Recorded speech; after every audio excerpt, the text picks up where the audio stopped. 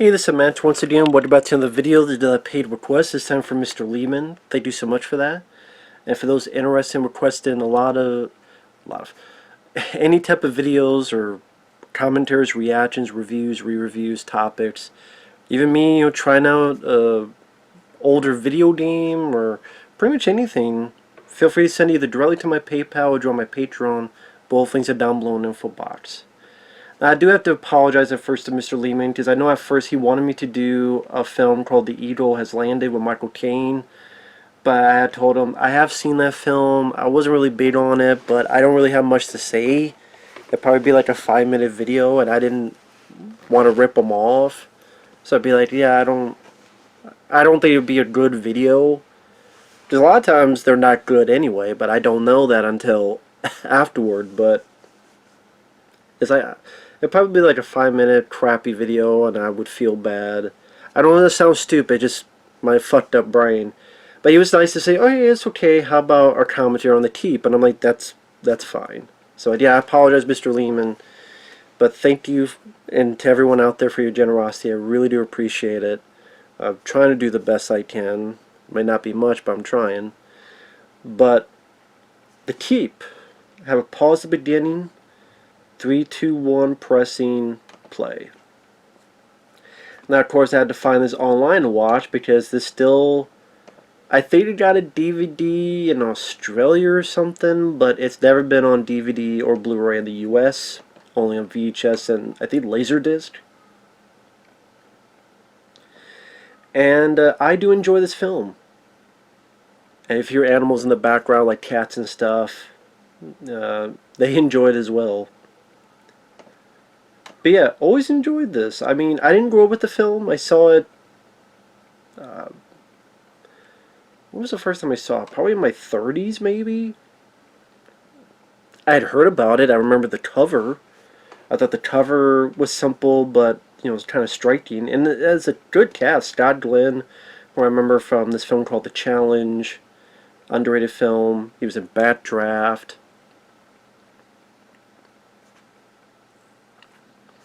I think he was in Backdraft, right? Jurgen Prochnow from Das Boot. He was in Beverly Hills Cop 2 as the villain. Robert Prosty. I think he was in... Is that the guy from Christine? Gabriel Byrne. He was in End of Days with Arnold Schwarzenegger, among other films. Ian McKellen, of course, would be Magneto in the X-Men movies. Of course, many other films as well. Gandalf and Lord of the Rings. Tangerine Dream. Yeah, Scott Glenn is in Backdraft. I just want to make sure. Yeah, Tangerine Dream, very interesting band. They've done a lot of cool compositions for films. Sorcerer, the William Friedkin film. Thief, another Michael Mann film. Miracle Mile, that was a good one. 3 O'Clock High, I believe they did that one. Again, very good band. Very unique but cool, interesting scores, and they definitely have distinct feel to their music. Never read the novel. I know the novelist wasn't really happy about this because he said it was incomprehensible. And yeah, it's a Michael Mann film. Michael Mann, who did Thief with James Caan. He would go on to do Heat, which I love, with Al Pacino and Robert De Niro. Collateral, another great one, with Tom Cruise. He did Manhunter, which is my favorite Hannibal Lecter type of film. I like Silence of the Lambs, but I like Manhunter more. Michael Mann's recent output to me hasn't been that great. Black Cat I thought was really lame with Chris Hemsworth, very boring film. Black Cat. Public Enemies I thought, okay, it's pretty much Michael Mann. It's pretty much you did Heat, but back in the day, and just not as interesting. Just Public Enemies I could not get into. His Miami Vice movie I could not get into. I much prefer the show Miami Vice. The movie I thought was lame. So again, with Michael Mann, there's some I like, some I don't. I know he's going to do this film Ferrari, starring Adam Driver, a biopic on the guy who helped create Ferrari.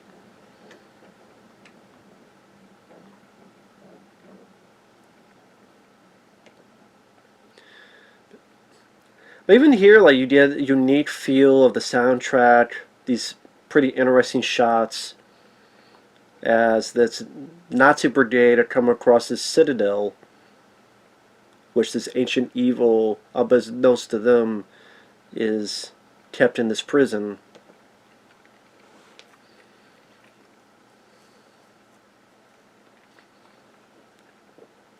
I still don't know officially why this film is not on DVD or Blu-ray in the U.S.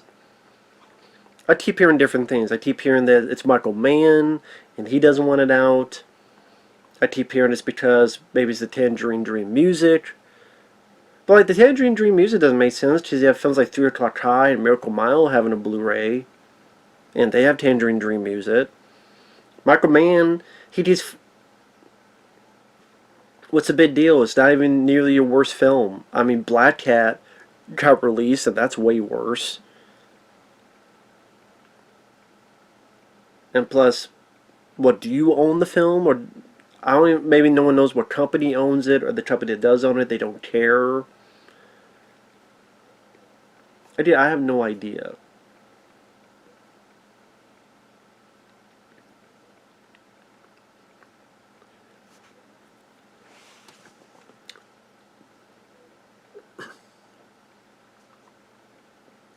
And that's the thing with this is that what makes it interesting is like this stuff here does create a unique mood and maybe not that unique, but it does create a mood and feel how the noise is subdued. You have this eerie music and sort of these people coming to town.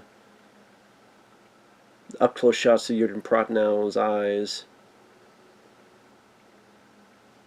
which is probably like Jurgen Prochnow kind of the least evil of these Nazis. That's probably why of the deaths he gets kind of the more tragic. It's not the bad guy that killed him. 1941, it takes place. 1941. Yeah, he gets shot by one of his own men, Gabriel Byrne, and then Gabriel Byrne gets more of the nasty death.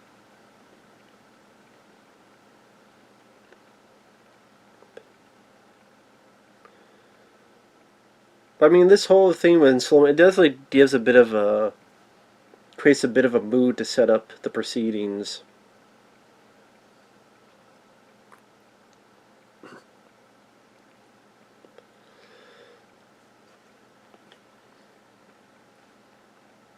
Nice location too. I mean,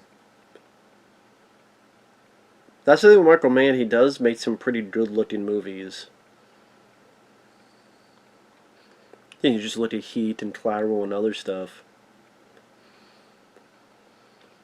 And this place, what did it say? It took place in Romania, I think. And there's the Citadel itself, kind of where all the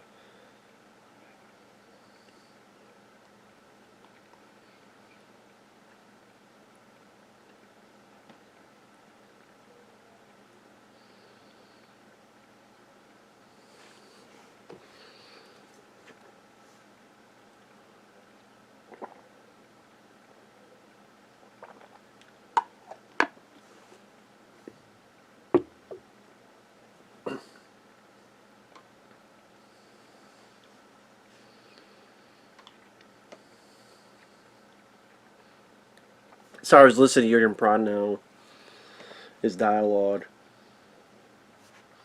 Pretty much the other guy's complaining that he's there. I want to be in Russia, and the other guy, Jurgen Prochnow, saying, "Hey, we're winning. We're the masters of the world." Yeah, not really. Now, of course, the thing about this film, the backstory is they had a very troubled production, from what I understand. There's like reshoots that need to be done, additional photography that needed to be done.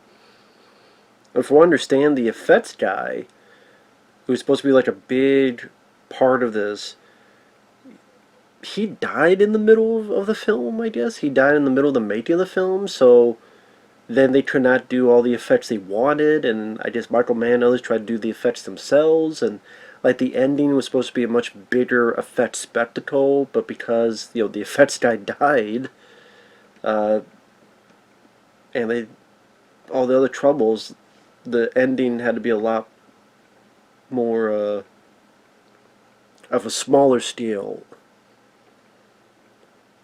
But I love that this does have some really good production design. Like the inside of this is very striking, and it's expansive area and these type of crosses in the wall. That's a cool expansive shot with the lighting.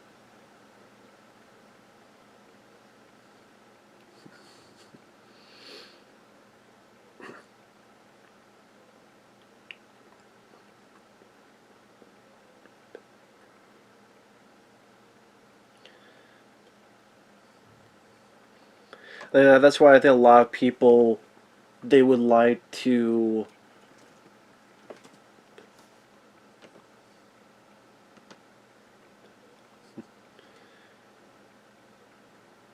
This guy I recognize as well. I'm trying to remember what his name is, the caretaker, but I do recognize him from stuff. I know.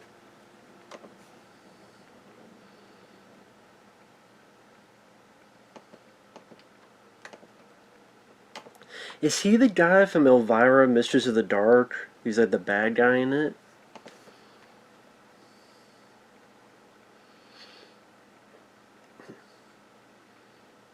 Let's see.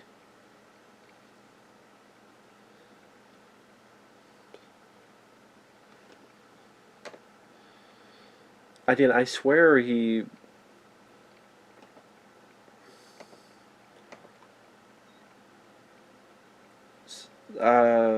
Let me see real quick. Yep, he is W. Morgan Shepherd. He played the bad guy, Vincent Talbot, in Elvira, Mistress of the Dark.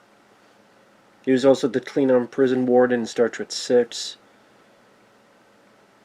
Sadly, he's passed away.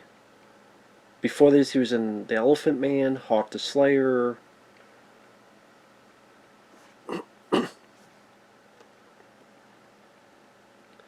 Yeah, sadly, he passed away in 2019, but yeah, W. Morgan Shepherd is his name.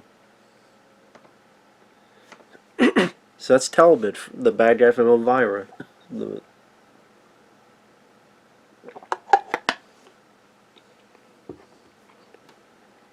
like I was saying, the effects guy passed away. Wally Weavers, visual effects supervisor. Nobody knew how he planned to finish the visual effects scenes in the movie, especially ones that were planned for the original ending.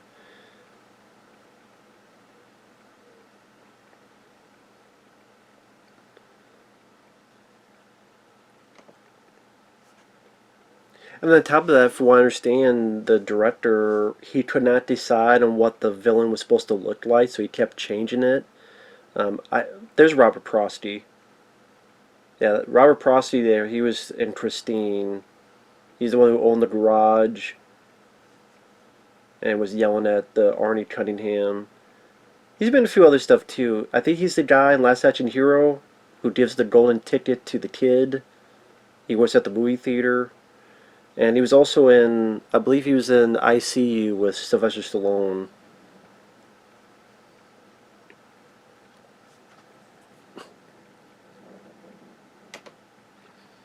He was explaining what the keep is and where it came from and such.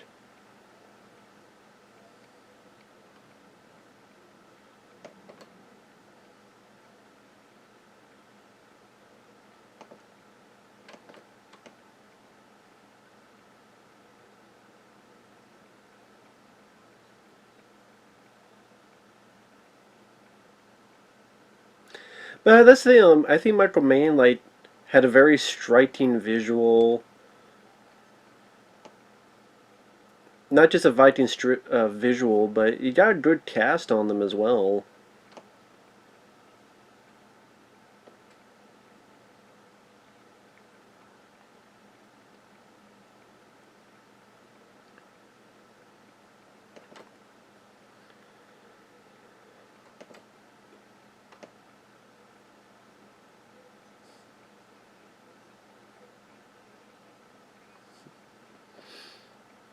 Jurgen Prochnow is a Nazi, but at the same time, in a way, he kind of seems like more fair compared to the others.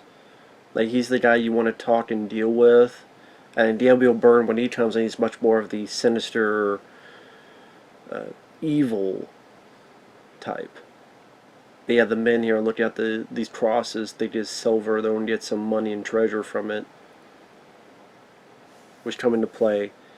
But the other thing I was going to mention is not just the effects guy dying, but then when this film was done, it was like 200 minutes long. It was a long fucking movie. Now, I'm not saying the movie needed to be that damn long. I'd be curious to see what all was in there, and we'll never see it. But then Paramount, which I get that Paramount's like, come on, we don't know if we can release a 200-minute. Of course, nowadays they would. Because how many fucking films are 3 hours long? Like the Black Panther 2 is 2 hours and 40 minutes long. The new Avatar will be 3 hours long. Like Avengers, like the Batman. I like the Batman quite a bit. Did not need to be that long. They probably would release. I mean, Terrifier 2, a fucking slasher film, is 2.5 hours long, and they got released into some theaters. So if Terrifier 2 to be 2.5 hours long, I'd rather see the longer version of this movie. 200 minutes, if 120 is 2 hours, 180 I think is 3 hours. Right? 20, 100, yeah, 180 is 3 hours. So 200, like that's like 3 hours and 20 some minutes. I'd love to see that cut.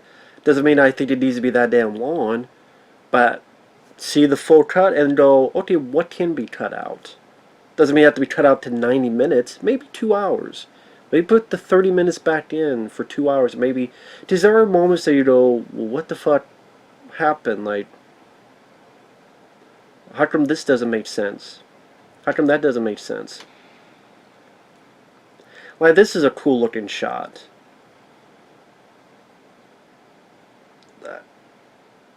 Like Tangerine Dream, that music really fits. And then the glistening of the silver of this cross make it enticing for someone for the treasure.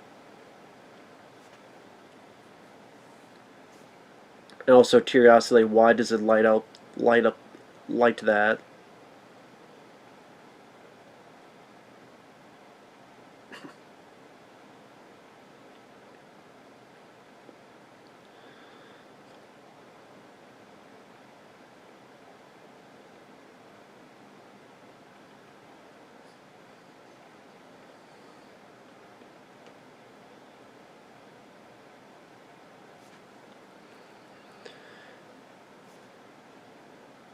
Sorry, I'm just, the visuals and music I think really work well in this scene here. I just, the idea is that is real silver. Like, of all the things, that's the one to get. Like, Jurgen Prado's like, well, this is a really silver's fate, but that's the one to get. So you just say maybe it's the bad guy Molasar invoking these guys' greed to release them. I mean, to take this and release him from his prison. And it worked.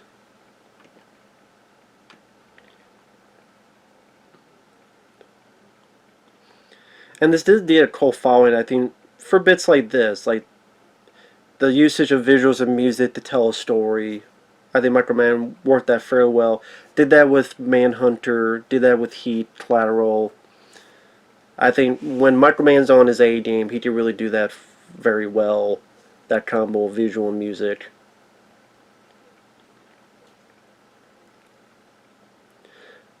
And they want this, and they think there's going to be more silver.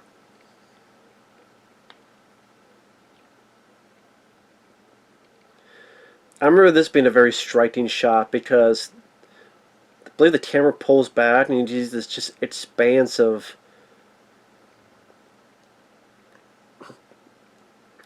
just how vast.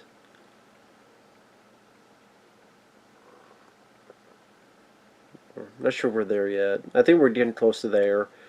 Like the camera keeps pulling back and back, and they're like this big. And you see just the expanse of a void that there is. And back to the day when you didn't have to rely on CGI and filters, you had to do it in camera, and to me it just looked a lot better, more natural because they had to do it in camera, and you cannot get more real than real.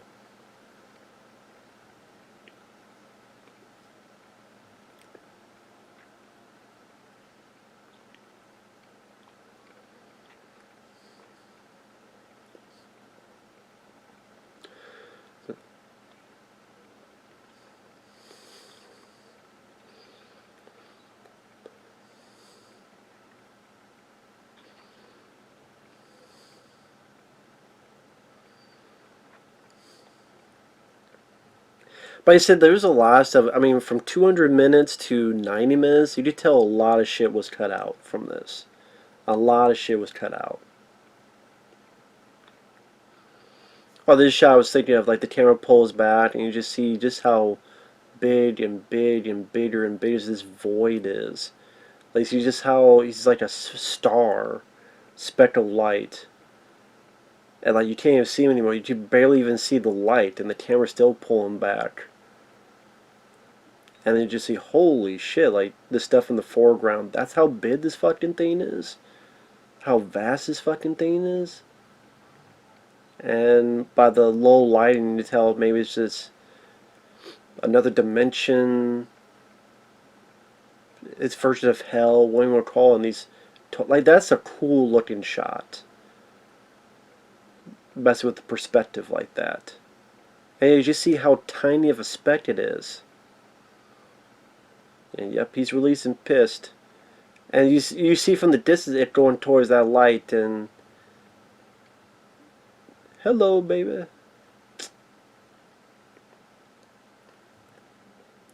And having it take place so far away, that definitely an interesting way of doing it. Like, I remember when I first saw it, I went, wow, that's pretty neat. I or is there some gore here? I can't remember if the head is gone or half the body's gone. Is it like half the body's gone? It's been a while since I've seen this.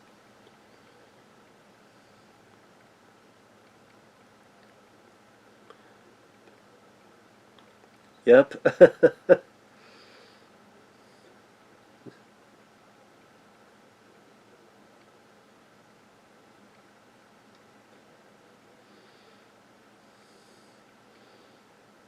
An interesting idea to have that smoke be sucked in.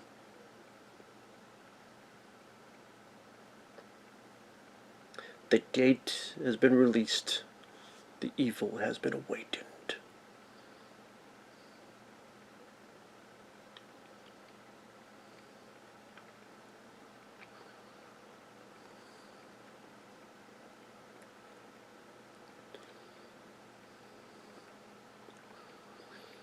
And having to do this all in camera for real, a lot of hard work put into it.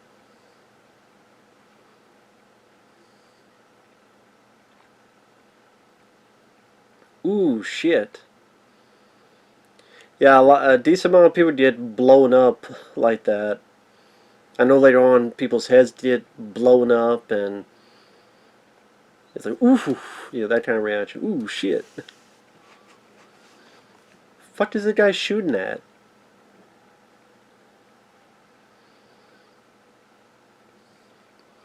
What are you shooting at? You're wasting bullets. If there's no targets, you're just wasting bullets. Don't fucking shoot. Scott Glenn.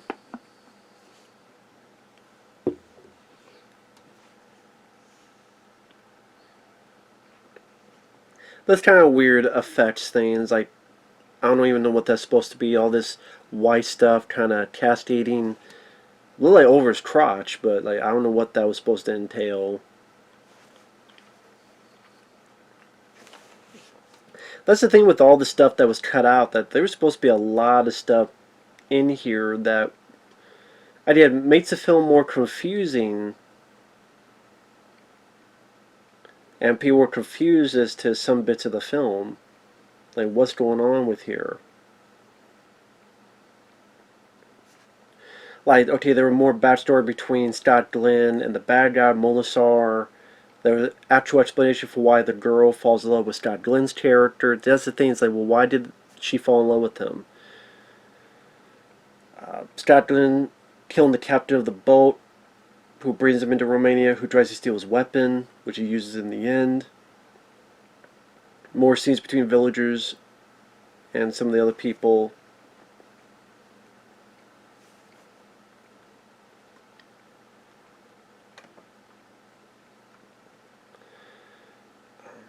Devin Morgan Shepherd, he was supposed to be killed by one of his sons because the people in the village are becoming more crazy.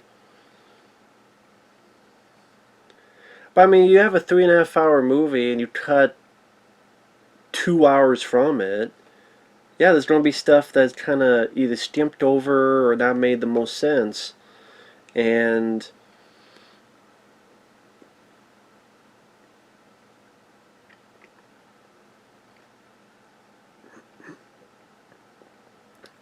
this is the thing, you don't really get much as to who Scott Glenn is. Was he a person that was possessed by some spirit thing to go on this journey? Is he a guy as old as Molisar and he's just walking the earth like a Highlander? There could be only one. They even cut out the happy ending, which was stupid. I mean, on the TV cut, you could watch the ending where after the battle, Scott Glenn comes back, but he's mortal, but he's alive.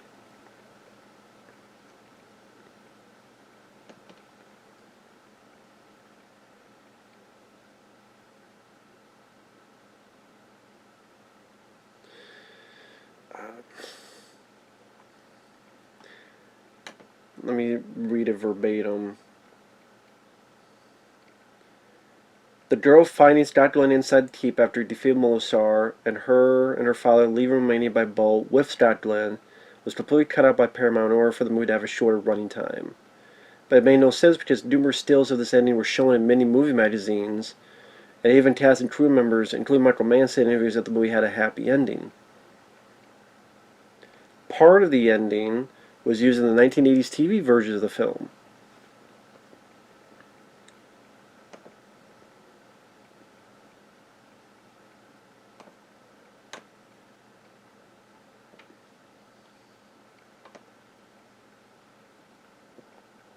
Well, actually, the guy mentions there's been 5 people dead.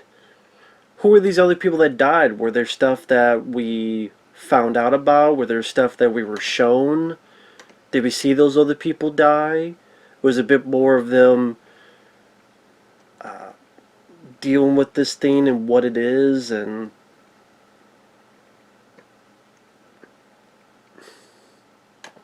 yeah, it does make you wonder, like 2 more hours of this film, what that would have entailed, what that would have been.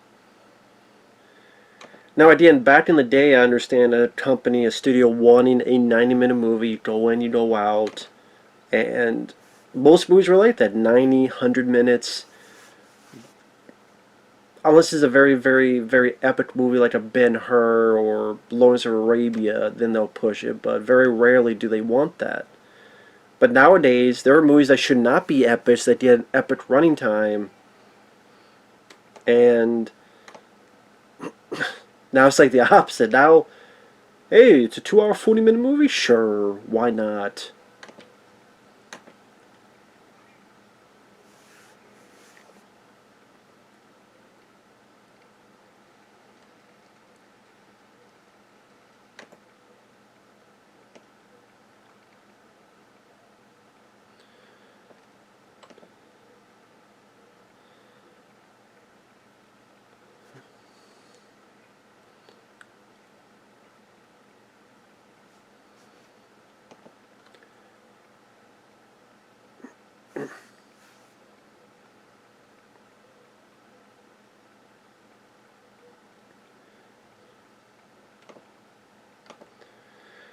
Say Jurgen Pronow doesn't want this to happen, but Gabriel Byrne don't give a fuck.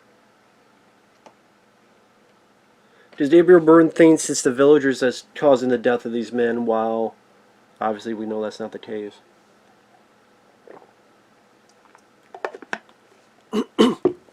Just as I think a lot of times we hear about, oh, these other men have been killed, but we don't see them. We don't see a lot of that happening. So it's like, it feels as if we've skipped a few scenes, or you don't get the best sense of time of the film. Like, how long have they been here? Like, it feels like they've been here a day, but then if more men have been killed and enough time for Gabriel Byrne's men to get there, was like, well, how much time has passed?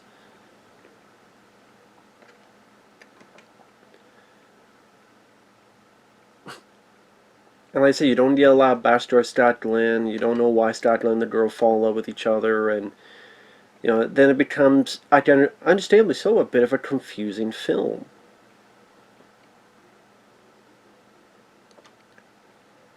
And obviously the TV version has that little bit of an ending, and the TV version probably has other scenes as well, because a lot of TV versions, the stuff that they cut out for either music rights or violence, or if they have nudity, but then, oh shit, we cut this stuff out, we need enough time to fill in, because we got a certain amount of time, we got to put the commercials at certain times. Oh, well, we have this version, it was deleted, oh, we'll put that back in. So I think that's a lot of times why a lot of people search out TV versions, because they have deleted scenes in them that are not in the theatrical version.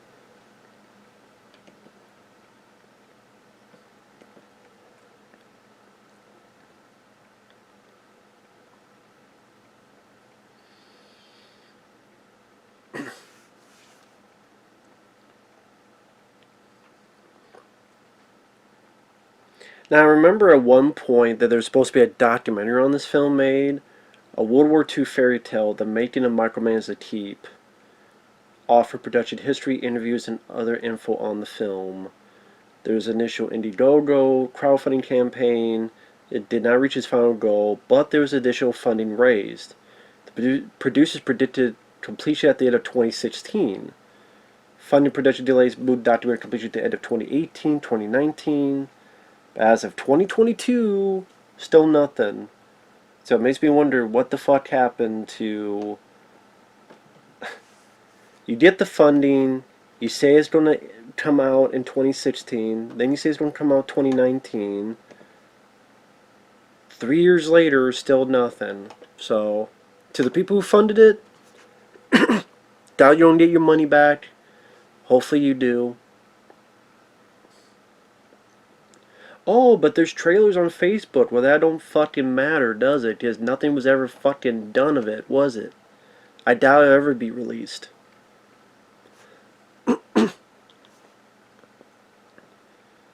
Was it Stefan Peter? I think he was. I don't think he directed, but I think he was somewhat involved. If so, maybe that's why it failed, because that guy's a dumbass.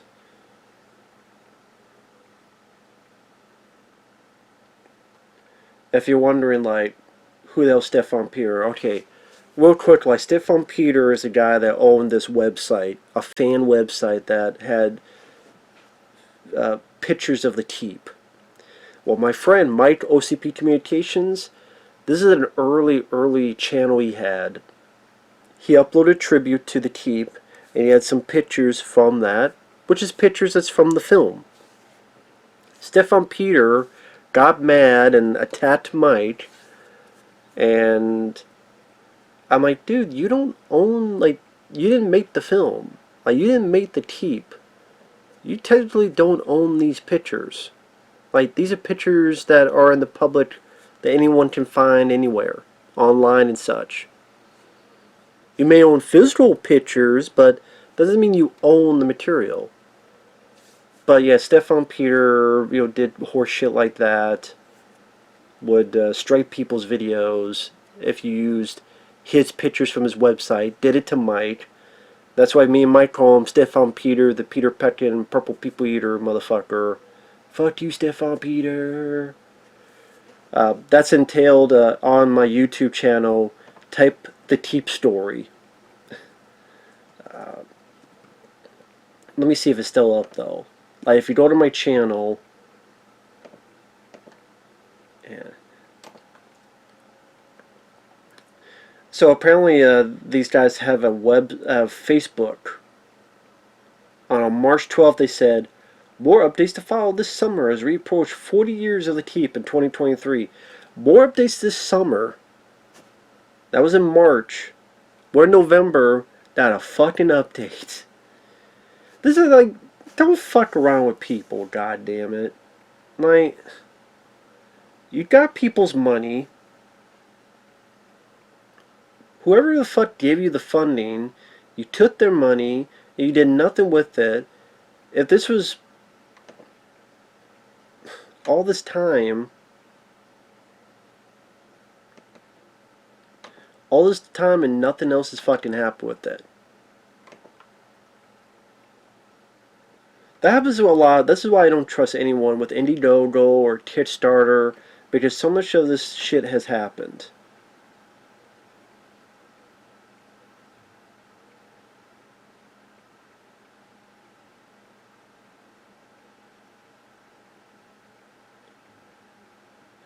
Like, our final location shoot in North Wales not completed. This opportunity gave us the ability to open up the scale of the documentary.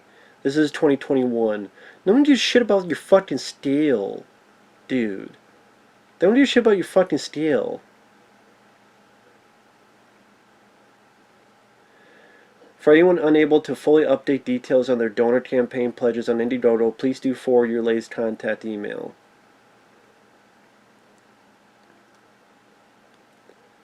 I mean,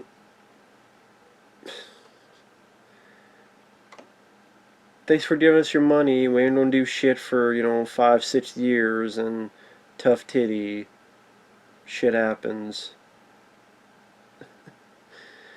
My God, it's like, what about that Police Academy documentary?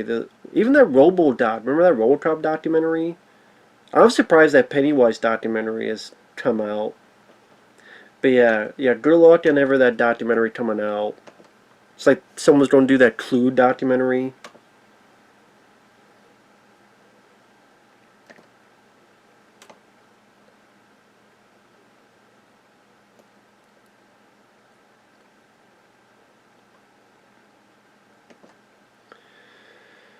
But yeah, this shit ain't getting released anytime soon. So for those who put your funding into it,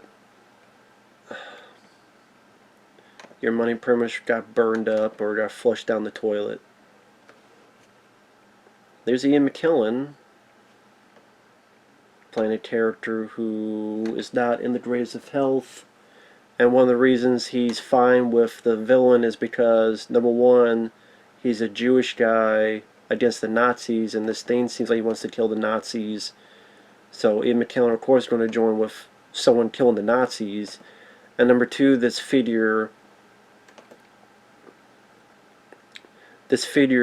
helped him with a sickness. So you can understand Ian McKellen's plight and joining this figure, because he's killing Nazis and made him feel better and not be sick and ill anymore. So it's like you can't really blame him for it.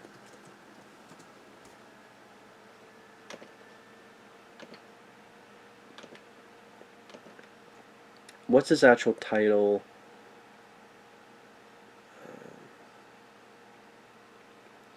Historian Theodore Kuza from a concentration camp deciphers mysterious message written in Old Slavonic using the Glagolithic alphabet on the wall of the citadel.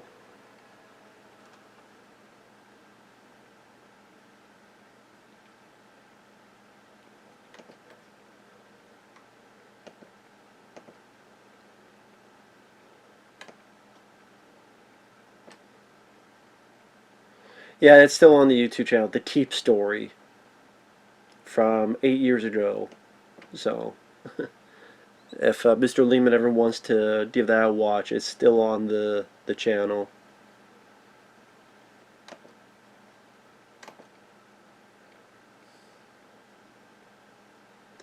But yeah, the actors, I thought the cast did a good job. It's got a striking look to the film with the location. Well, I mean, this whole keep citadel that was built. I think the lighting's pretty solid. The music by Tangerine Dream. It's all pretty good. It's just, again, because of how much was cut in the running time, it does feel like there's gaps in the story.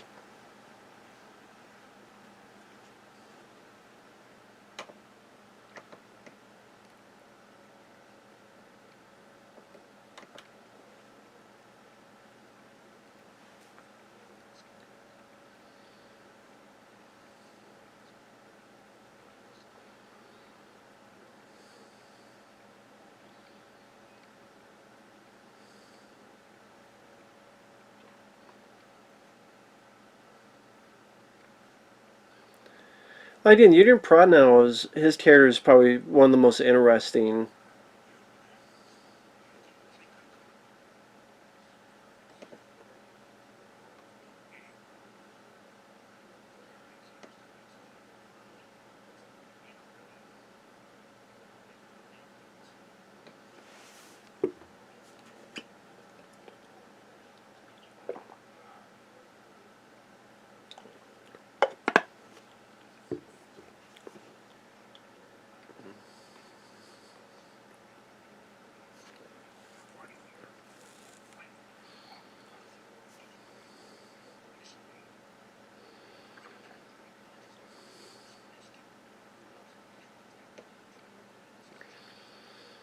Sorry, now I'm getting into the film.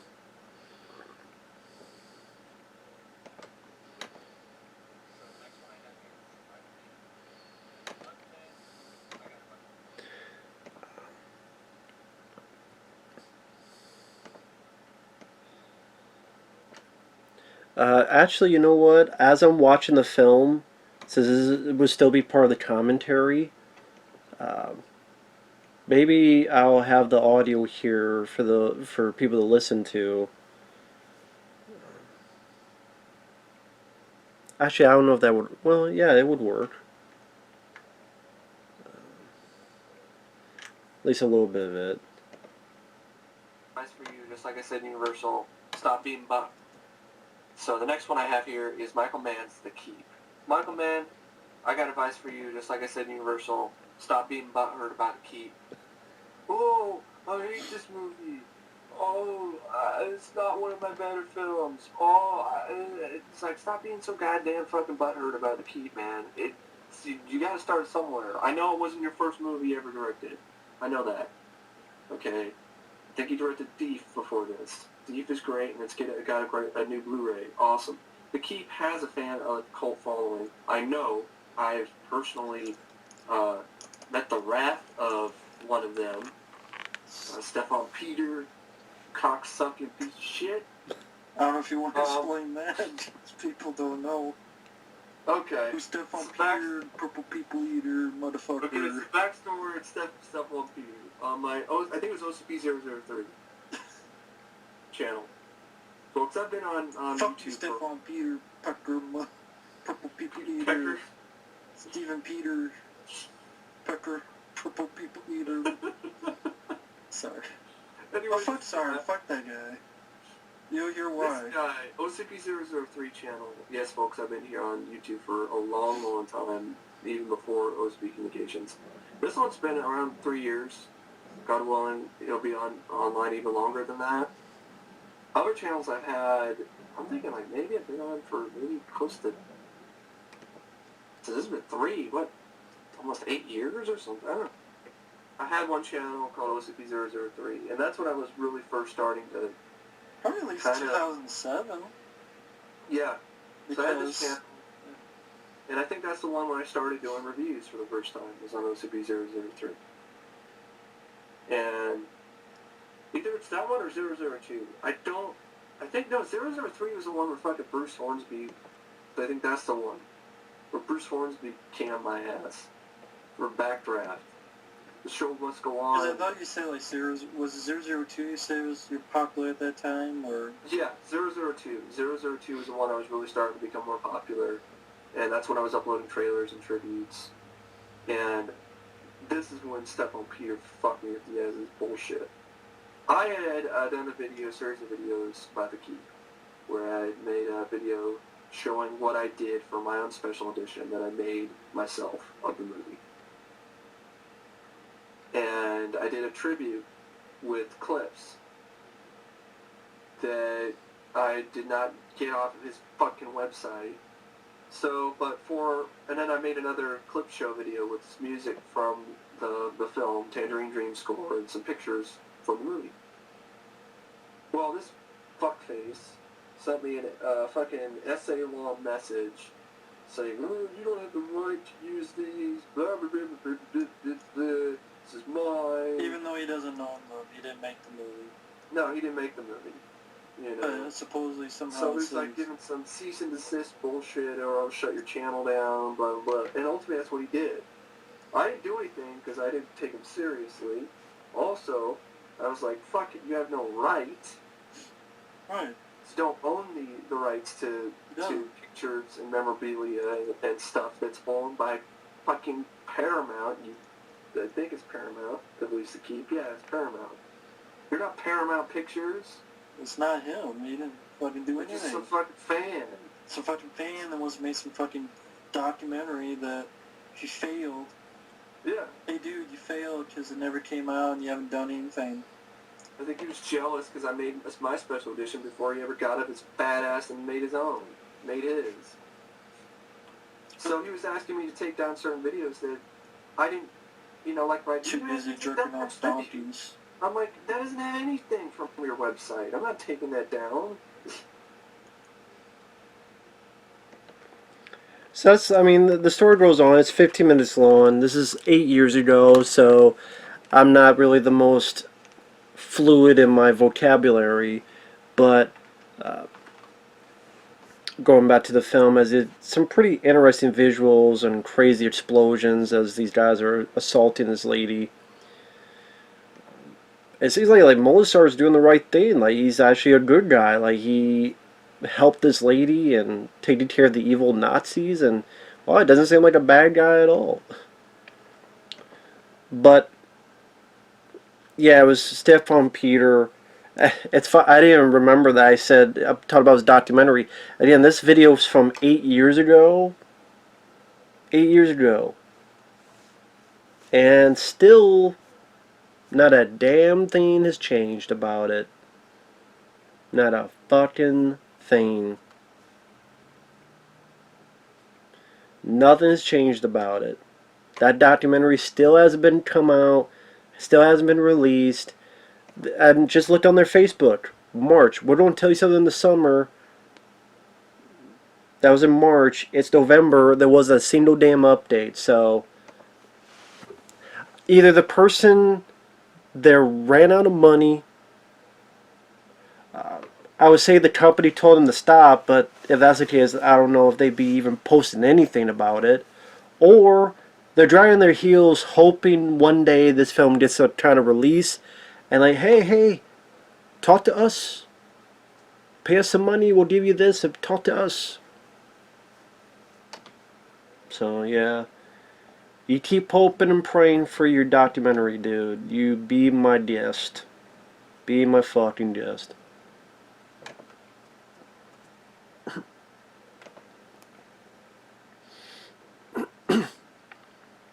So yeah, this creation, this creature helped out this lady, and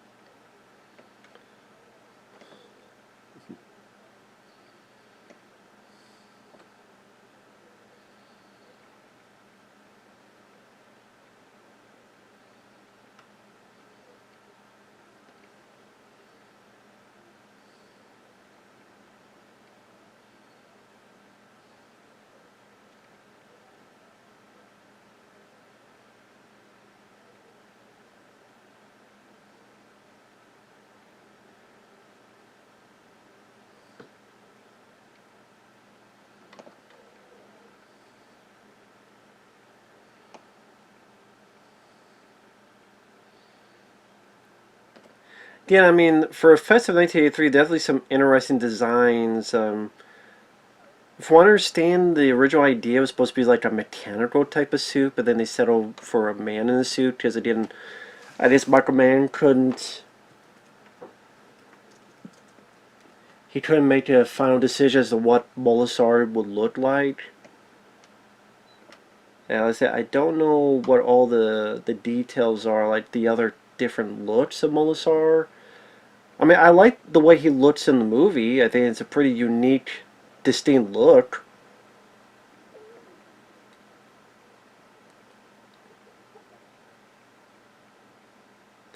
But yeah, I just see people being. I'm kind of curious as to what the other versions of Molasar would have been.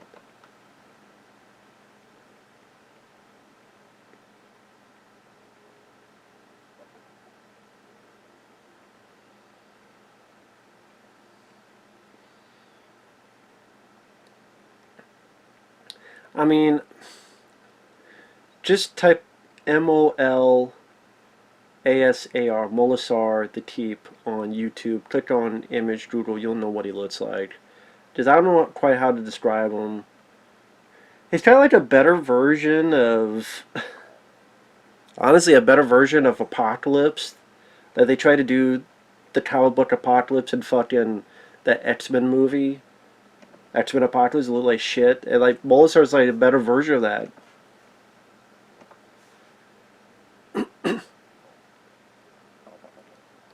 And Ian McKellen, you see, he's been healed. Like I say, you kind of get why this guy would want to help this figure.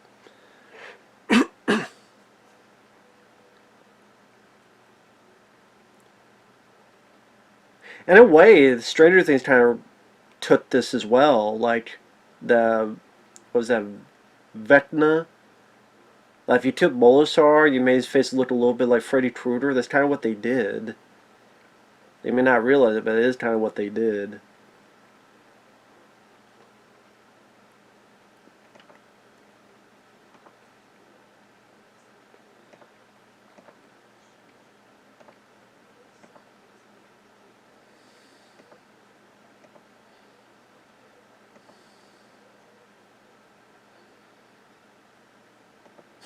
I misheard it. I thought he said he touched my butt. He didn't say that, but I don't know why. I know that was some complaints at the time that the audio of the music was overshadowing the dialogue. I could, I could. It didn't bother me that much compared to others.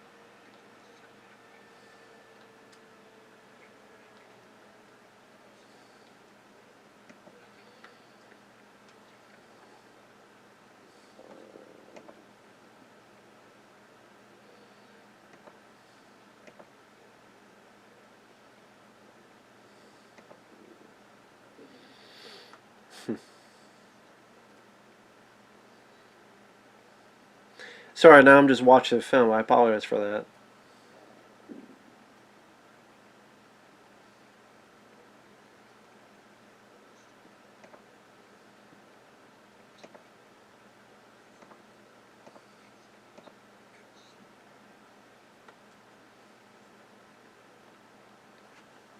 Actually, I could look up some of the Keep trivia on IMDb if there is any. Maybe I can find some info there. Because I apologize that I'm not saying a whole lot.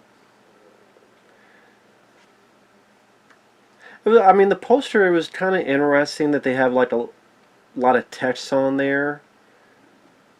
They were all drawn to the Keep. The soldiers who brought death. The father and daughter fighting for life. The people who have always feared it. And the one man who knows its secrets.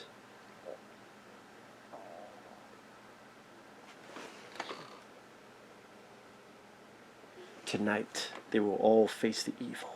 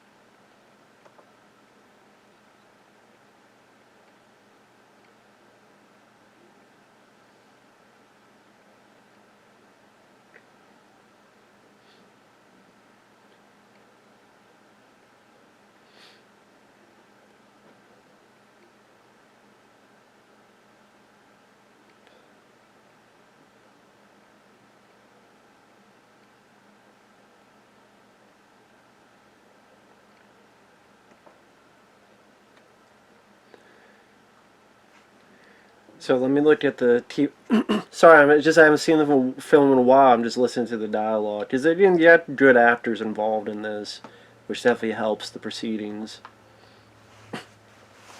Michael Mann once described this film as a fairy tale story for grown-ups.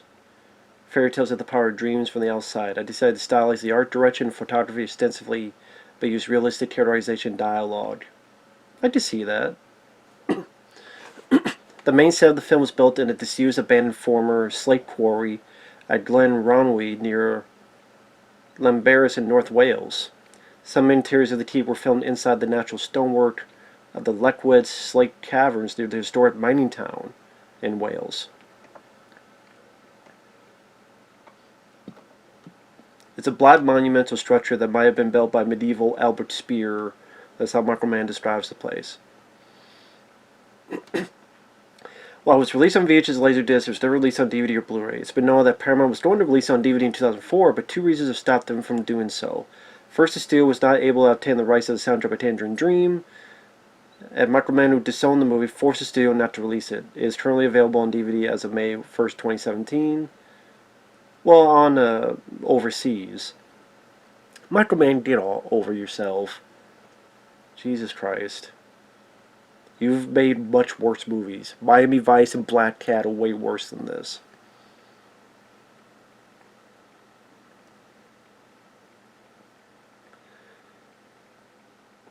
Wally Weavers died in middle of post-production. Michael Mann retrieved the TV after this film flopped, and then helped create Miami Vice, the TV show. Of course, Michael Mann had worked with Tangerine Dream before on Thief, which came out in 1981. There was a board game designed by James D. Griffin, published by Mayfair Games in 1983. Can you imagine a board game of this? It was released.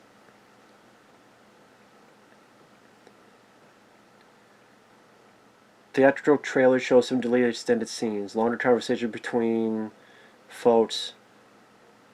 One says the keepless site was built to keep something in. Longer version of the scene where Mullen starts talking with Professor Cruiser for the first time.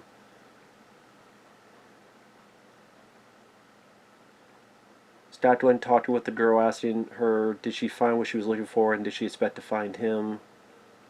Scott Glenn touching the girl's face while she asks what's happened to me.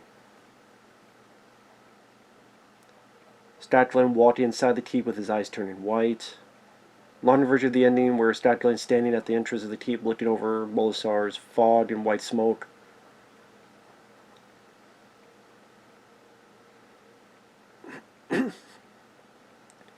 Paramount Pictures refused to pay for the bid special effects showdown Michael Mann envisioned, hence the current movie's slightly muted ending.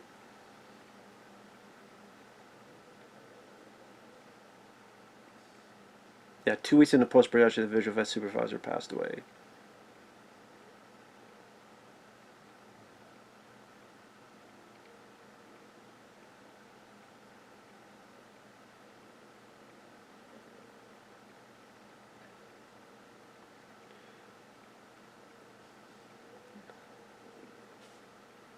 Let's see.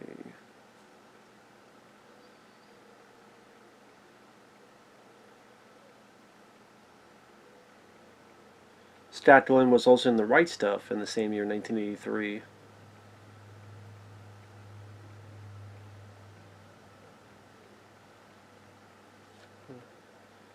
That's pretty much it for on the trivia.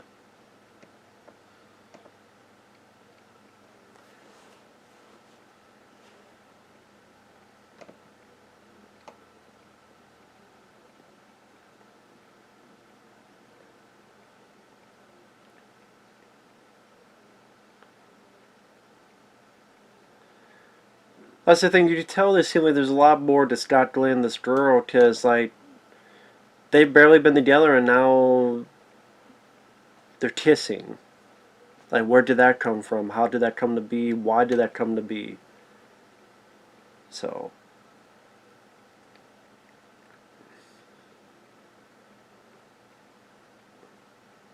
like, how the hell did that come to be? How did that, like, there's no explanation for it. That's because probably a lot of this stuff was cut out. Shit was cut out. And now all of a sudden they're in a sex scene. It's like, I don't remember them really having much of any type of conversation before this, and now there's a sex scene. Like, they seem very out of the blue. It seems like, what the fuck, where did this come from?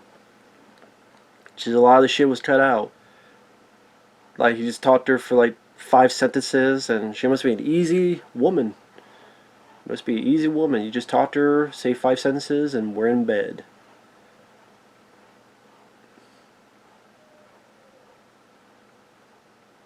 Also, like, why is Scott Glenn doing this? If he's here to fight evil, I'm like, well, in case I die, I need a piece of ass before, if I do die. Or you know what, I'm stressed out because I don't want to fight the big bad.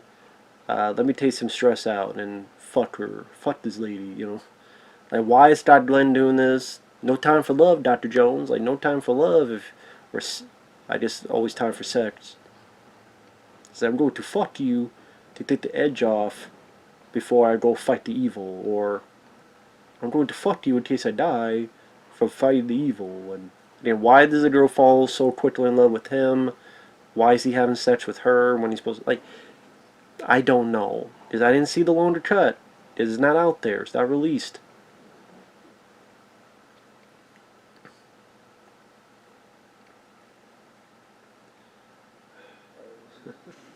Shut up, stomach. I know. I know they didn't explain it. Not sure. I'll be right back. Alright, sorry about that. Had to do something real quick. Paused at 1 hour, 1 minute, and 14 seconds. 3, 2, 1, pressing play. As Scott Glenn and this girl are in bed together. And again, not really any explanation as to how they fell in love this quickly or all sorts of stuff.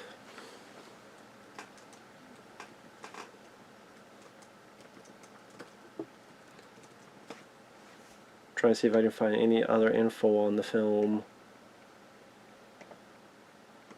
So again, the romance doesn't really work because there's been no build up to it. It just seems to come out of nowhere and out of the blue. So then it becomes seemingly confusing.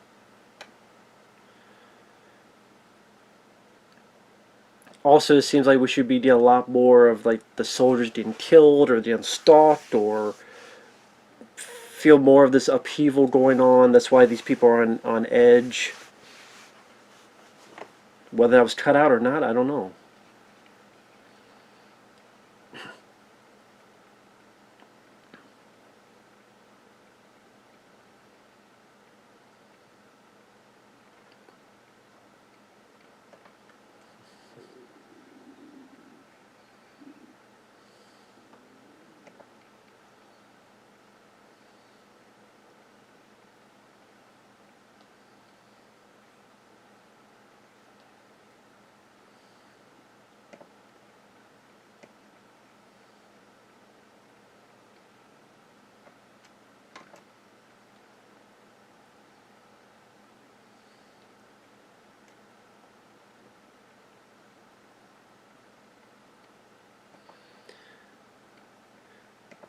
Again, it's interesting, like this figure, like, they're murdering my men, they're murdering my people. Kind of an interesting take on a villain. You say he's just saying this because he wants people to worship and obey him. So,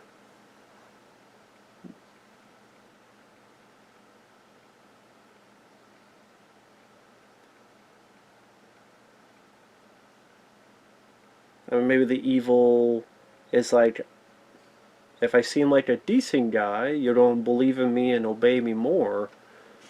So how do you hide the devil? Have him appear right in front of you with a smile.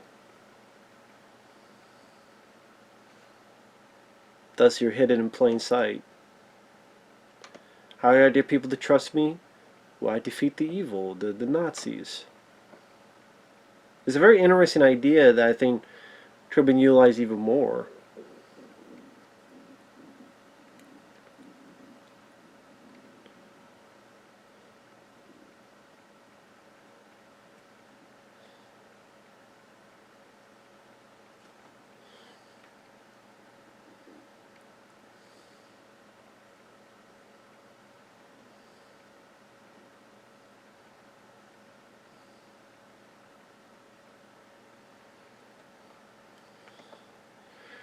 See, I'm looking over here with a 210-minute cut.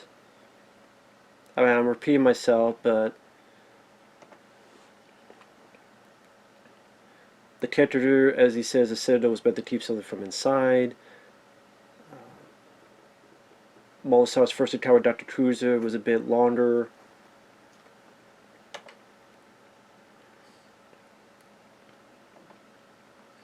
Scott Glenn discussing the girl as if she searched what she was looking for and anticipated his arrival. Shot Scott Glenn inside. Okay, I talked about this. According to rumors, there was a scene filmed where Molosar is in full golem form murdering all of the Nazis' bin. Yeah, there was word that you actually did see the massacre and there's like heads blowing up and stuff, but apparently because the effects guy, like they filmed it, but there was post-production effects to be made, and since the effects guy died, they couldn't finish the scene. So the scene of him killing the soldiers were filmed, but the post-production effects, probably like the smoke and light and stuff, they couldn't fit that in there. Because again, the effects guy died.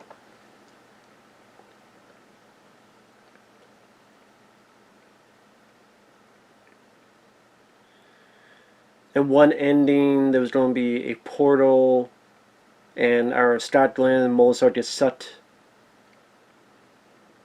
into a void because of a portal.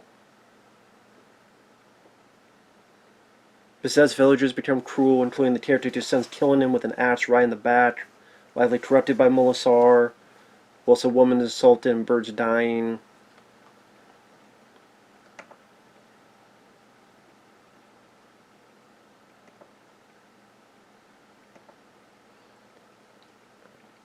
So this right here is a little bit of Molosar affecting these villagers and what they're doing. Apparently this stuff was longer, which would make sense because it shows that despite his pretenses, Molosar is an evil figure. You know, he's not a figure of hope.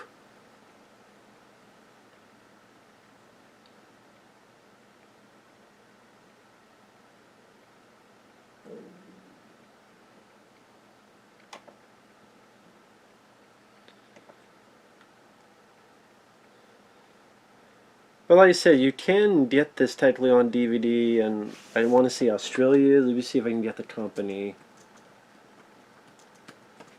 I mean, there are people that make it on Blu-ray. There are places you can get that.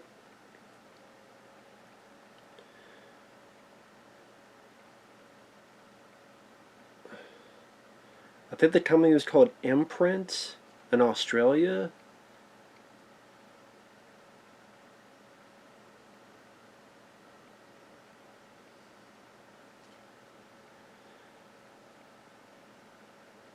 It leads to this weird little Australian DVD being the best we managed to get in 2020. 22 AU via Vision DVD.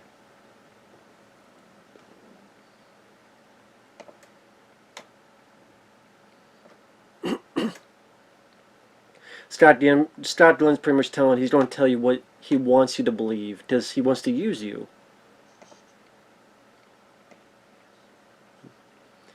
He wants to use you, and he wants to...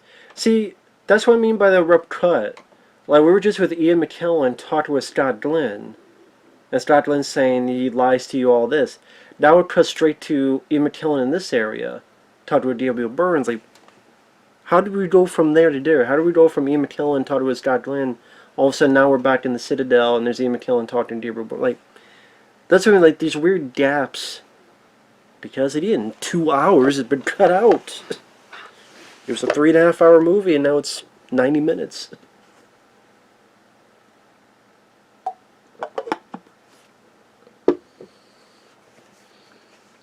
This is Scott Glenn's weapon. Again, like, when you watch this version, like, Scott Glenn feels like he's barely in it.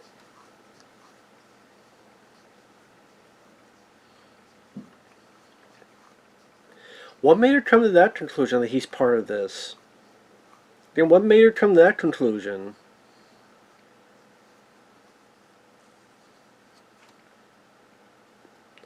Again, what made her think of that? Oh, again, probably shit that was cut out.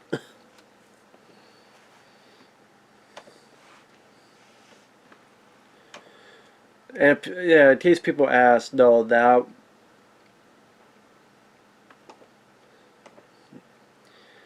I think that's yeah. Jack Craven, by the way, he has a video. Good guy on here. Pictures and clips of deleted scenes, about 6 minutes 20 seconds long.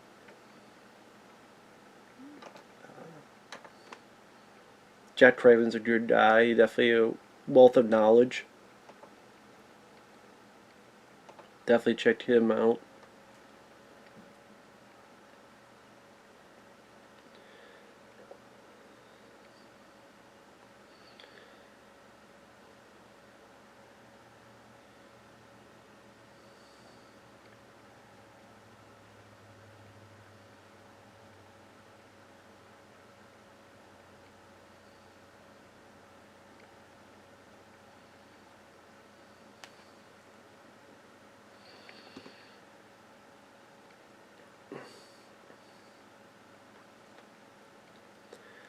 Apparently the book says Scott Glenn's character is an immortal being who built the keep centuries before and pays for its maintenance. He and the monster are ancient beings locked in battle, and they represent opposite sides of the same coin. Scott Glenn's character is light, Molasar's darkness. I guess it's better explained in the book. Maybe it's better explained in the movie as well, but again, they cut the shit out. Once he senses Molasar is awakened, he travels to destroy him once and for all. In his mind, he's essentially on a suicide mission. They are so closely tied together. If one goes, so does the other. This is why Scott Glenn's makeup resembles Molasar in the finale. If you examine Molasar's face, you'll notice he was modeled after Scott Glenn's likeness. Huh.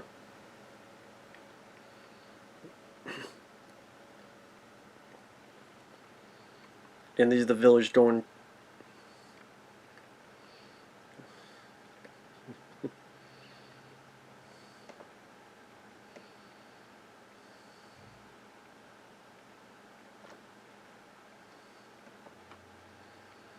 I mean, it does have a dreamlike quality to it, which I think a lot of people, including me, enjoy about it. It does feel like a consistent dream.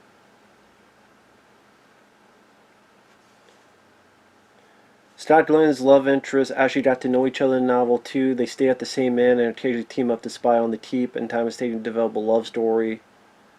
But in the movie, they meet within minutes. There's an awkward sex scene. Mann fleshed out the subplot, Michael Mann, but most of these scenes were removed.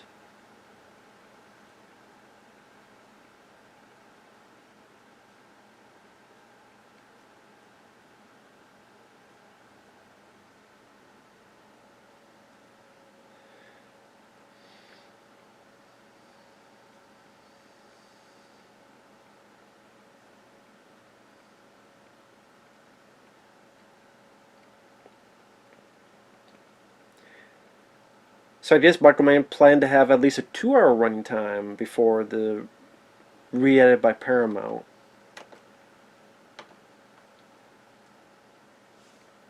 An important subplot glossed over is how Molasar's evil infests the surrounding settlement, which innocent villagers being filled with murderous rage and jealousy. Yeah, there's supposed to be a lot more than that's completely taken out, so you're wondering what the hell happened to the village.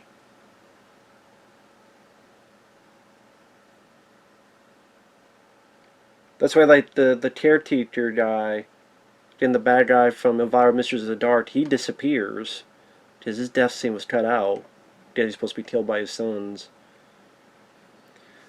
Molzer originally committed a few more on-screen murders. There was a scene showing,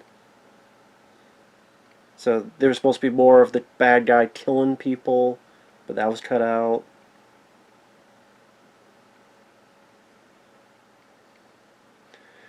There's a scene where Scott Glenn discovers the girl stupid in his room, discovering his weapon.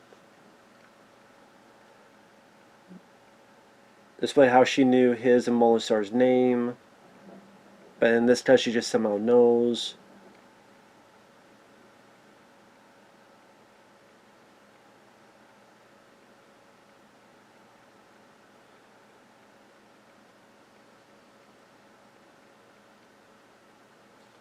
But yeah, we were supposed to see Molisar take out all the bad guys, but then the effects were not finished, so that scene was off screen.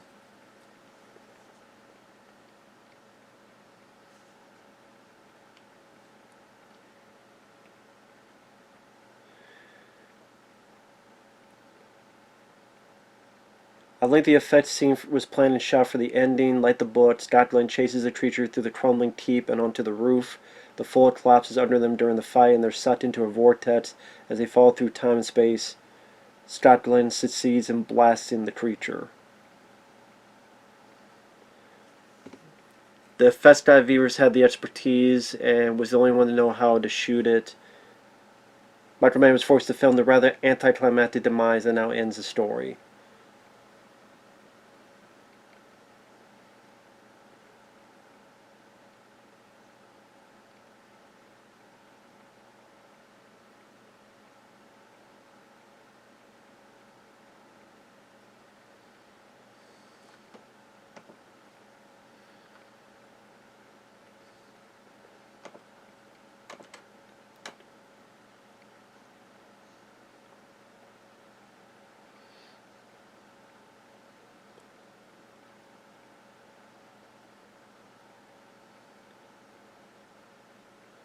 See, Jurgen Prado does a good job here, but again, because of the missing footage, you don't get as much of a sense of the chaos and crazy that's been happening to lead these people into such a fire of uneasiness. You need to have a lot more, and here's where Gabriel Byrne kills Jurgen Prado now. And he gets more of the tragic death. But that's why there need to be a lot more of the bad guy killing the soldiers and finding more and more of these bodies. That's why you need more of the soldiers witnessing how these villagers are turning on each other. And what the hell's going on? Why is these villagers turning on each other and doing this crazy shit? And maybe the Germans seeing this and witnessing this. So they're witnessing this insanity on the outside. So they're hiding in the inside the citadel. And then their men are dying. There may be a lot more chaos and body count to really showcase why these folks are at such a big old near wit's end. And again, it would have been great to see this whole sequence of Mozart killing all these bad guys, and again, apparently we're supposed to see all this.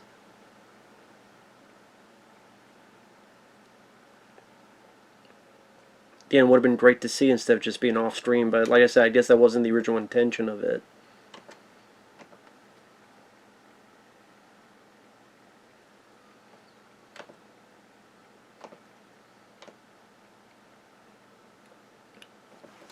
And maybe that's why Michael Mann is not really interested in director's cut, because to him, like, there's no way he could film the ending he wanted.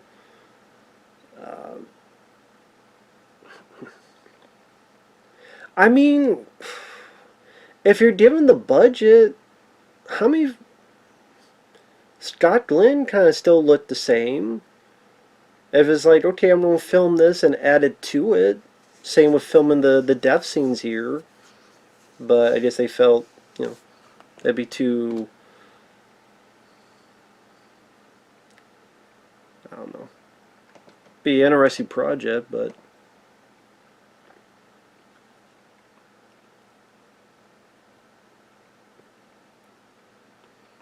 Like I said, I do like the visual aspects of this dreamlike state of all the mist and white smoke fog.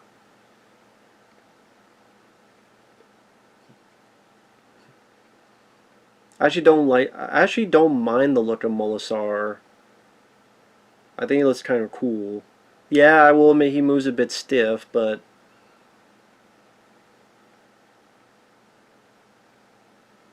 I don't mind as much as others do.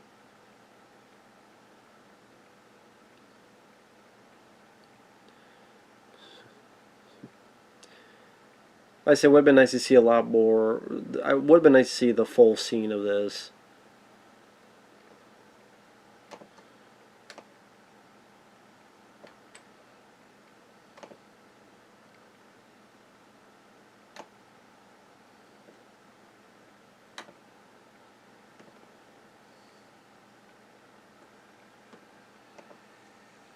There's life force, then you have this dried husk, and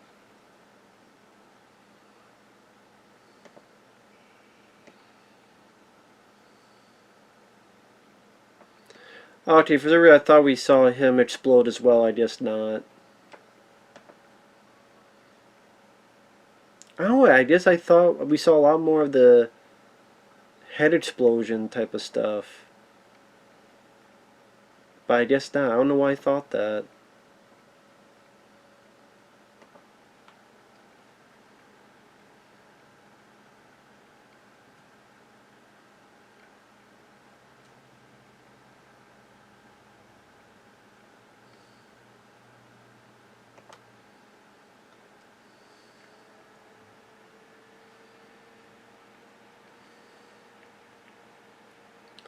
In the strip, several more soldiers were attacked by Molasar immediately after he's released. They've been described as being thrown through the air and engulfed by blackness. One picture shows Jurgen Prochnow running from the light of the Silver Cross.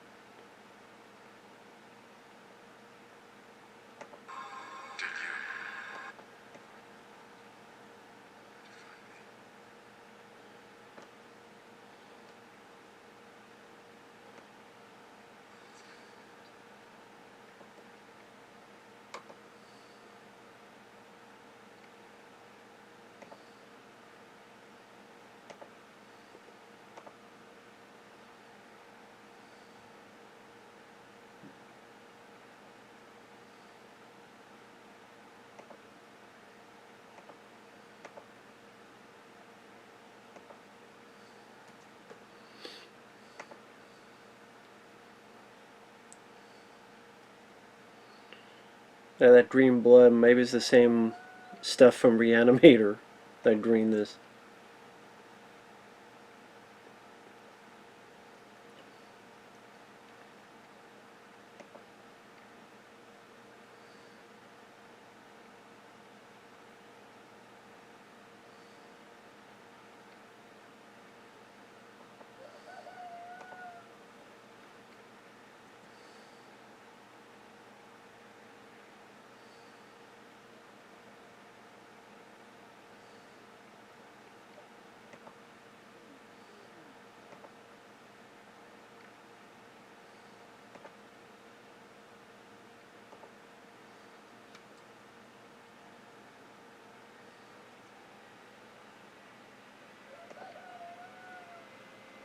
Like the music is pretty interesting, and I keep mentioning the music and the visuals are what I think exactly what people gravitate towards as a cult for a cult following.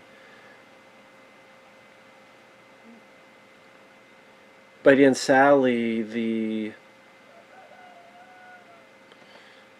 story was hampered because of the meddling and well, it's two things: the effects guy dying and the shitload of other stuff being cut out.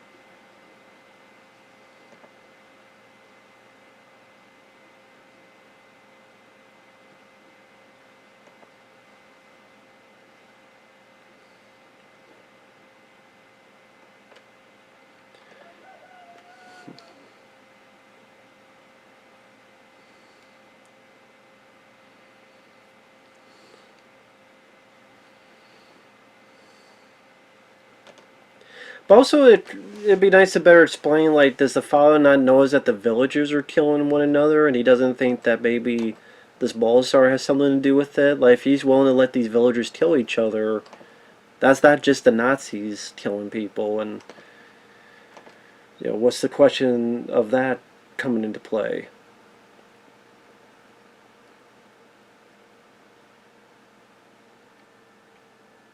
And this is where he does his magic sword, how you want to call it. Yeah, you look at that shot, Skydling does kind of look like Molasar, with, of course, a bit more of the human flesh.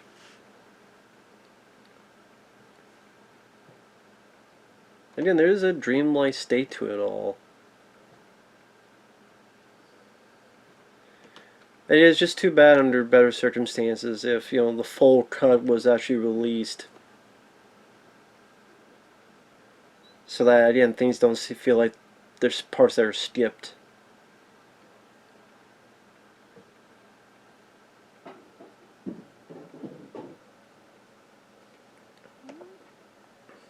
It's, you know, too bad.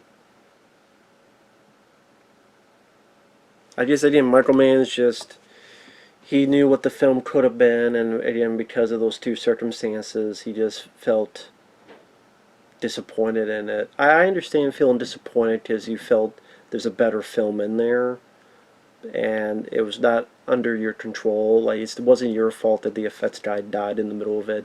It wasn't your fault that Paramount fucking took 2 hours of the movie out, so the movie made less sense, and thus you couldn't like finish the ending the way you wanted it. I get that you'd be disappointed in it. I mean, I'd say I think there's a I like the movie. I think there is a better movie that could have been from it. I still like the movie we got. But at the same time, there is a good fan base that do enjoy your work, that do enjoy what you did, that did enjoy the hard work you and the actors and the effects guys did put into it. Like, we see the hard work. We know it could be better, but we see the hard work that's put in there to begin with. And so people want to be able to see it, witness it, show it to their friends, and give a tip to the hat to that type of hard work. And just to go, nope, you can't see it. Well, this is why people make these fucking unofficial Blu-rays and stuff. Because, like, if you're not going to do it, then they'll try to do it themselves. And I said, I guarantee you that footage. It's like, you know, Cobra, the 1986 film. That footage is for the longer. I'm not talking about the TV cut, but the uncut version. That stuff's long gone. A lot of this stuff is long gone.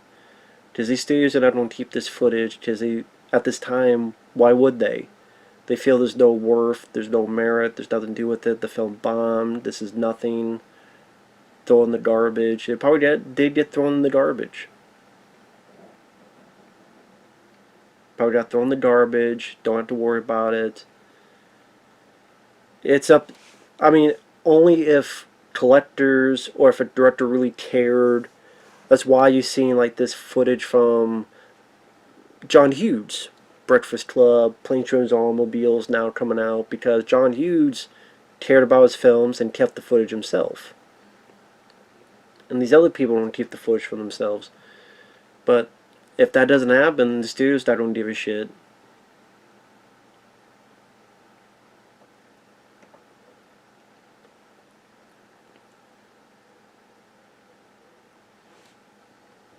So here comes Scott Glenn with his magic flashlight. That's what it looks like. It's a magic flashlight.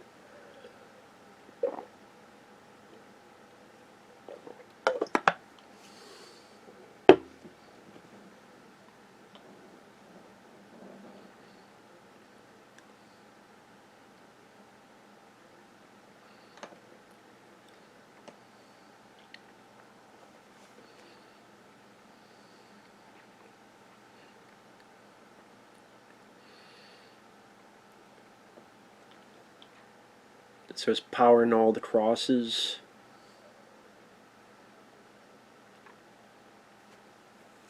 I mean, kind of a cool, interesting visual. I'll say that. I don't really deal what the fuck it powered this prison. Using that powered his flashlight, maybe.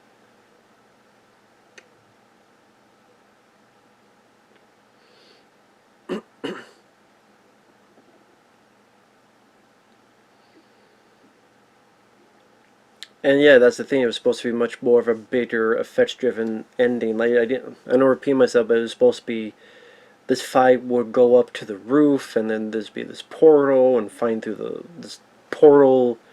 And it was supposed to be, I guess, akin to 2001: Space Odyssey, with the light show effects. But again, Paramount saying, "Nah, we're done with you." The effects guy dying. You know, what can you do? What can you do?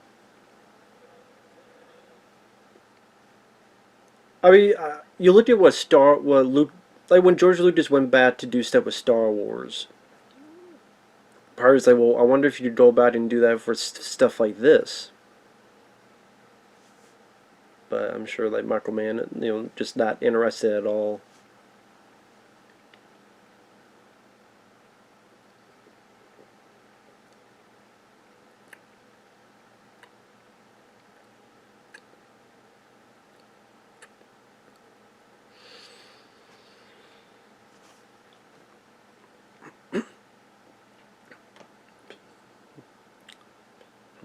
I mean, yeah, it doesn't seem like much of a fight. Just walks up, shoots the laser, the end. Like, wow, that's all it took? Because it is supposed to be a much bigger fight. I kill you with my flashlight.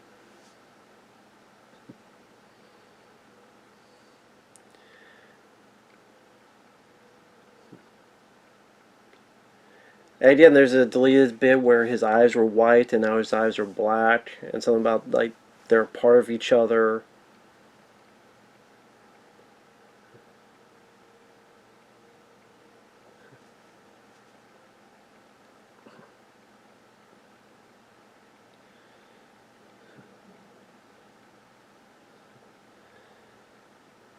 So then he's sucked in here, but he wasn't supposed to die. There's a deleted scene where, again, she finds him, but he's mortal again.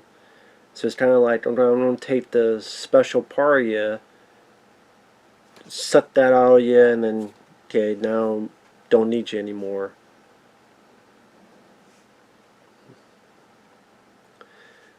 But for, like, why? Okay, I did you want to be a 90-minute movie, but why would you cut that part out?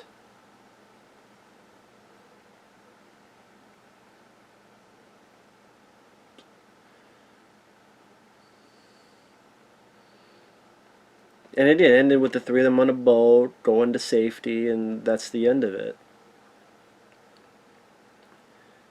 But instead, you have this bit here where it's like,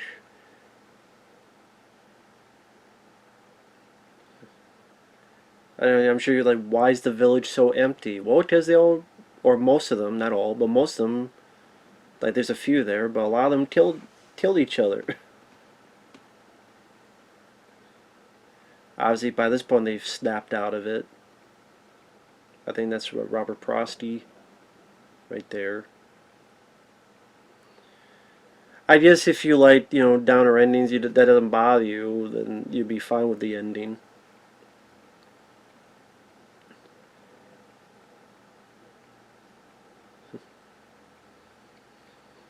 And it's like, well, how the hell did she fall in love with him in the first place? And like I said, it offers a lot of questions that would have been answered if Paramount would have left it the fuck alone. Again, I'm not saying you need to release a 3.5 hour version, but at least 2 hours. Now this freeze frame, which is again not how it's supposed to end, and there you go.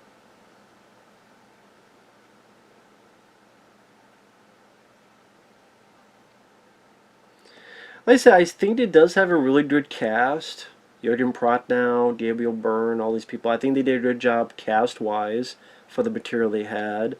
I think it does create a dreamlike state, create moody, atmospheric state. I think it has some nice visuals and has a good score by Tangerine Dream. and that dreamlike feel is what makes the film a cult. It's not into greatness because of, you know, circumstances out of its hands, and that's kind of a sad, tragic thing about it. If the effects guy lived, maybe some of these effects could have been done. And if the effects were done, then maybe Michael Mann would have been happy that he just would have been mad that the edit, but then he'd be like, hey, I want to have my director's cut out there because the scenes were finished and the effects were finished. So, just one of those things that, just how it was. Like I said, I don't think the footage will ever be seen. I think that's long gone. But with that said, thanks for watching. Take care. Thanks once again to Mr. Leeman. And we will see you guys later. Bye-bye.